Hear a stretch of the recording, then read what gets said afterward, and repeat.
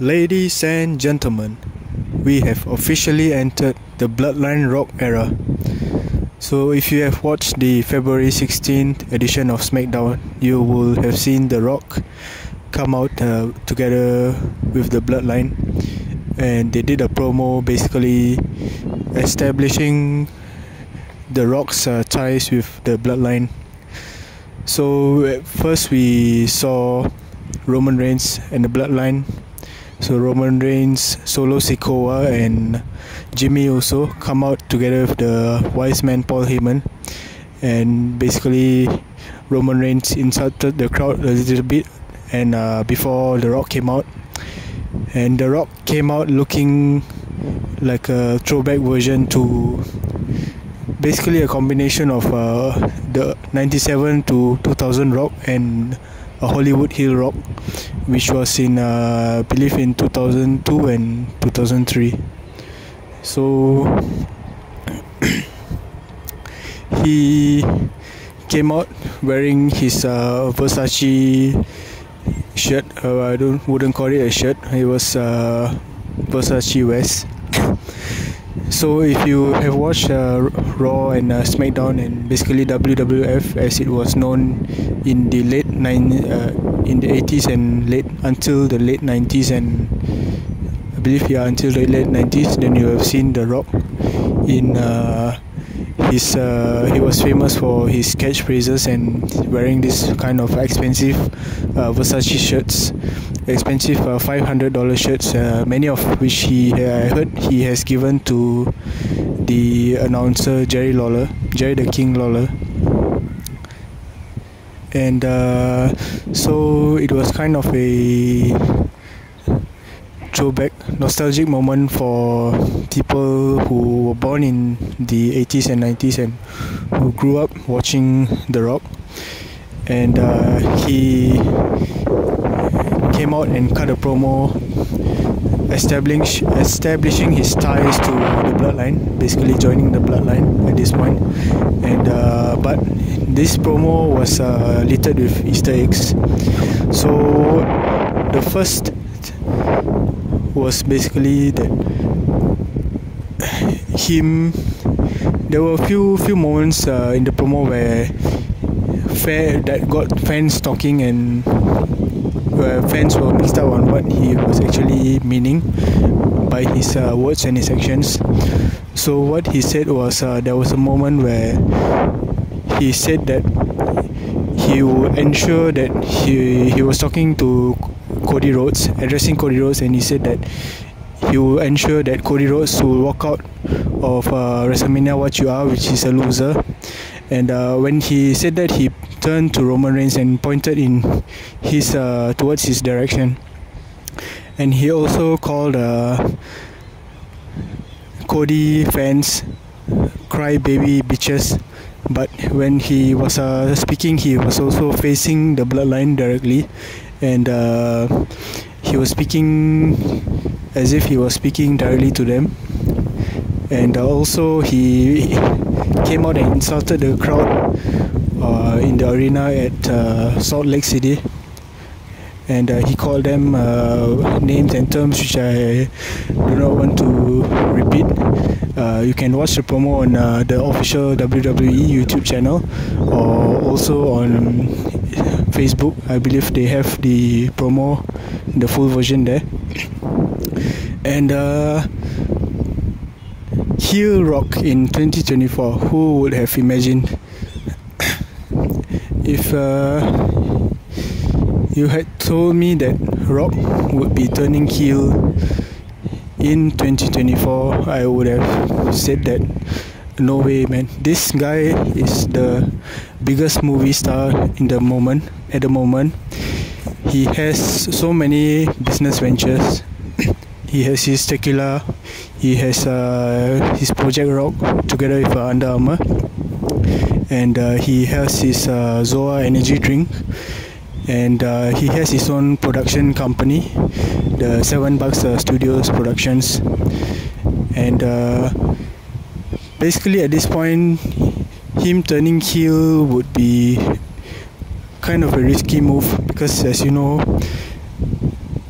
of cancel culture that exists today, and so he might receive a lot of more negative backlash and negative publicity for anything that he basically says or does, especially if he is a heel. Then it will draw a lot more heat, and it might affect his reputation, his name, and his businesses. And so I am surprised to see that The Rock has actually gone ahead and embraced his heel side, and I would just name him Bloodline Rock, though many fans online are calling him the Hollywood heel Rock. But I would say that this is not exactly Hollywood heel Rock or the Rock in the late 90s and early 2000s, but it's more like a fusion of those two. And this guy, this Rock that we have here, he is the tribal chief, basically.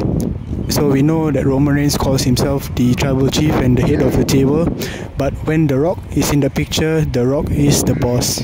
The Rock is the man. The Rock is the chief. And so The Rock, by the way, if you don't know, he is also officially a high chief.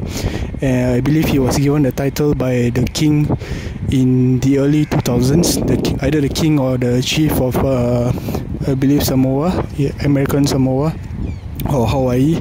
I'm not sure, I got the two mixed up, but he is a high chief, by the way. So he is actually higher than Roman Reigns in the hierarchy. And back to the Easter eggs that I was talking about. So also Rock, when he ended his promo, he threw up his hands as all of the Bloodline did. They threw up the one sign to acknowledge Roman Reigns. They point the index finger towards the sky. But for Rock, he did basically a L kind of sign, which is also known as a loser sign. And many fans believe that The Rock is going to turn on Roman Reigns at WrestleMania and cost him the match, and that the L is not actually for Cody Rhodes, but it is for Roman Reigns. And I believe there might be a chance for this to happen. So The Rock will then turn, he can go as a full-fledged heel versus Roman Reigns, and Roman Reigns would probably turn babyface after that. And the whole dynamics of the Bloodline, it will be much more interesting then, as they will be battling for the power to lead the Bloodline. And eventually this will build on to become a feud between Roman Reigns and The Rock, and we might probably get the dream match of Roman Reigns versus The Rock at WrestleMania 41, or perhaps at another major wrestling event, WWE event, like maybe SummerSlam or some other event in the future. So it is interesting to see The Rock back in the WWE after so many years. His last real run was in 2013, 2014, I think. It was about 10 years ago. And now The Rock is back as Bloodline Rock. And personally, if you know me, then you would know that I'm a huge Rock fan. And now that The Rock has decided to go and embrace his heel side, he can only be more entertaining than he can be than if he was trying to be more family friendly and censored. Bloodline Rock is here to entertain us, so let's go on the ride that Bloodline Rock is about to take us on.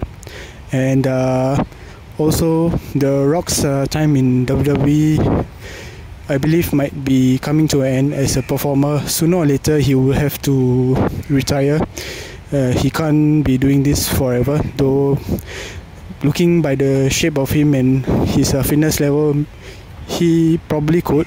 I mean, there are many older wrestlers who are still in the game, so to speak, even though they have retired, but they are still kind of wrestling and involved in some way. A good example would be Ric Flair, and but we might be seeing the last real run of The Rock in the WWE as a full-time wrestler.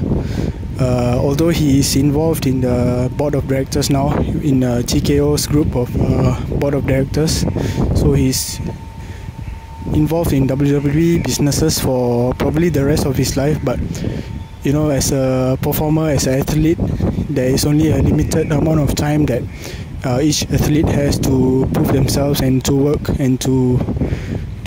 without getting injured, and to work without losing their brand. So they only have a limited amount of time to perform at a very elite level, and we might be seeing the last real run of The Rock as a full-time wrestler in 2024 and 2025, and maybe only a few years more. So I personally am excited to see Bloodline Rock, The Rock, back in action as a wrestler and as an entertainer, and let's all just enjoy the ride that Bloodline Rock is going to take us on. So if you have watched this video until the end, or rather listen to this video, thank you for listening, and if you like this video, do let me know what are your thoughts on my so-called commentary on The Rock's return, and also tell me if you are a Rock fan. Are you a Rock fan, and what do you like most about The Rock, and how do you see this whole Bloodline Rock situation? Do let me know in the comments, and thank you again for listening. Until the next video, take care and goodbye.